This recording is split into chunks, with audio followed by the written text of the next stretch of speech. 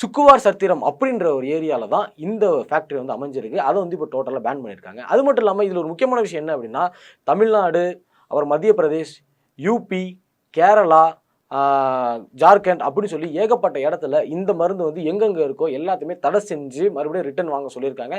இது எப்படி சொல்கிறது அப்படின்னா, ஒரு டீட்டெயிலாக சொல்லணும்னா, இப்போ வந்து நிறைய பேருக்கு வந்து ஹாஸ்பிட்டலில் போய் ஏதோ ஒரு நம்மளை வந்து உடம்பு சரியில்லை அப்படின்னா ஹாஸ்பிட்டலில் போய் பார்க்காது யார்கிட்டையுமே வசதி கிடையாது. அந்த வசதி இல்லாதனால தான் கவர்மெண்ட் ஹாஸ்பிட்டல்ஸ் அப்படின்னு எக்கச்சக்கமாக இருக்குது. ஆனால் கவர்மெண்ட் ஹாஸ்பிட்டல்ஸை பொறுத்தவரை நம்ம ஊர் மக்கள், அதாவது இங்கே இருக்கிற மக்களும் சரி, நம்ம இந்தியாவில் இருக்கிற மக்கள் எல்லாருமே வந்து மூஞ்சில காரி துப்பிக்கணும் அப்படின்னு தான் சொல்லுவாங்க. யாராவது ஒரு புதுசாக ஒரு ஹாஸ்பிட்டல் வந்திருக்கு, ஒரு கவர்மெண்ட் ஹாஸ்பிட்டல் வந்திருக்கு அப்படின்னா, அரசாங்கம் நமக்கு இலவசமாக கட்டி கொடுத்துருக்கு அப்படின்னா, அதை யார் எத்தனை பேர் நம்ம சுத்தமாக வச்சுருக்கோம். அப்படியே அங்கனே துப்புறது, அங்கனே குப்பையை போடுறது அப்படின்னு சொல்லி ஒரு ஒரு எப்படி சொல்லுவோம், ஒரு பிரைவேட் ஹாஸ்பிட்டல் ஈக்குவலாக கட்டியிருக்கிற ஹாஸ்பிட்டல் எல்லாத்தையுமே நாசப்படுத்துறது வந்து நம்மளோட மக்கள். இவங்க எல்லாருமே தான் அங்கேயே படுத்துக்கிறாங்க, அங்கேயே உருண்டுக்கிறாங்க. இது ஒரு பிரைவேட் ஹாஸ்பிட்டல் அதெல்லாம் பண்ண முடியுமா?